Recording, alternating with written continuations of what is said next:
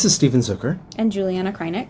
And we are discussing Lionel Feininger's Cathedral of the Future from 1919. This was one of the primary images of the Bauhaus, right? It was the starting image. Was its intent actually marketing, right? It was a brochure. This was a graphic work that was intended to be in poster format as a kind of announcement for the opening of the school, of this new Bauhaus. It's fabulous. Okay, so now, first it's a woodcut, and it's rendered in a way that makes it feel very rough, not polished. I always think of it as a very stark graphic work in its most raw sense, because of all of the lines and black and white, and there's a bit of texture that you can almost see the impression from the wood. But then you also see, of all these angular, sharp lines that come out, you see something emerging from within that. This is the Cathedral of the Future. But it's so not what we think of when we think of the Bauhaus. You know, when I think of the Bauhaus, I think of it as something that's completely concerned with the technology of the present, yes, right?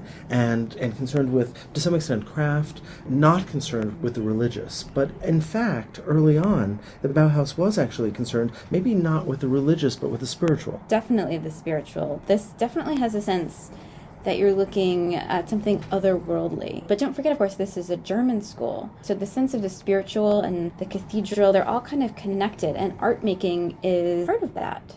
So this is 1919. Germany is going through a tremendous transition at this moment, yes, right? And so is this just at the moment of the revolution in Germany? What's happening? Everything is happening in terms of post-war chaos and reformation, rebuilding culture, rebuilding buildings, rebuilding a sort of sense of purpose. It's interesting how the Bauhaus then becomes this fulcrum for the way in which the spiritual transforms itself into the technological or into the industrial. Technology and spirituality and redemption, all of those sort of themes come into play after World War I. There was such a sense of decimation and hopelessness. But here we have this image where there's sort of a sense of optimism, something that you're sort of looking up at and looking forward to. I mean, we could really talk about what the cathedral represents to the Bauhaus, and really what is it about building? What does the word Bauhaus even mean? Well, the Bauhaus refers to the small building or workshop that would be just outside of a large medieval building campaign, perhaps for a cathedral, in fact.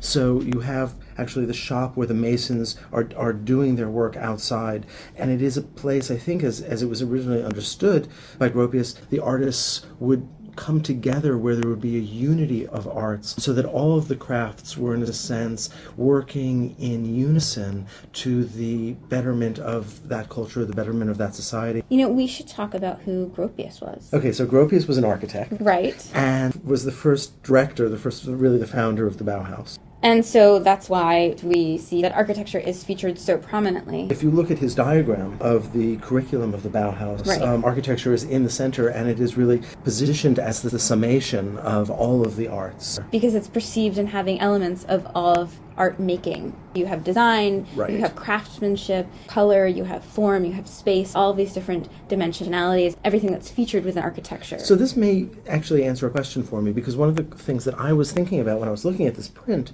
is, why would Feininger choose a woodcut? It seems so historical. Really what we're talking about is a kind of return to a unity of the arts. So the Bauhaus is looking towards a kind of promise and looking forward. It is also very much trying to retrieve a kind of lost ideal. Definitely. The graphic piece, it's a woodcut, so you're working with your hands to carve out the design, and then it's a cathedral coming into view. And there's a directness because of the yes, quality of the woodcut that is very immediate, and we can really feel, in a sense, the tactile nature of the block from which it was carved. Yeah. But you know what's also so smart, if you think about technology, is what reproduces well.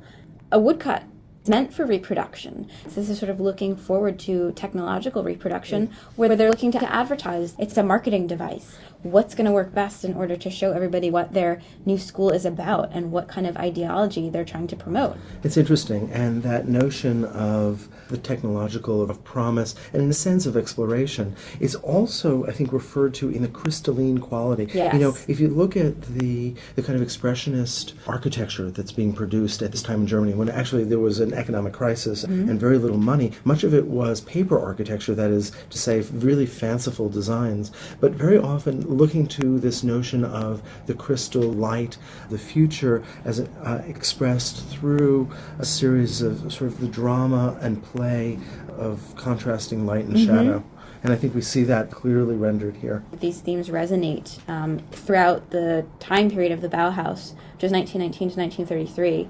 So at this point, Gropius starts the school. And then it's sort of remade, of course, and Gropius will truly remake it when he gets to Dessau, Yes. and is able to design the building in which it, or the buildings in which it's housed. And then the coursework will grow and expand and will have all kinds of changes. But this really is the primary or original piece. Yeah, in a sense, this kind of founding document. Founding document, that's the word. Foundational document, even, yeah, is what this is probably best considered as. By the time we get to the end of the Bauhaus's run in the early 1930s, spiritual is to some extent excised. Or the idea of the spiritual transitions into something else, into notions of spiritual technology and its connections. Interesting. So, yes, I think that the idea of what one is connected with spiritually changes. Terrific. Thanks. Thank you.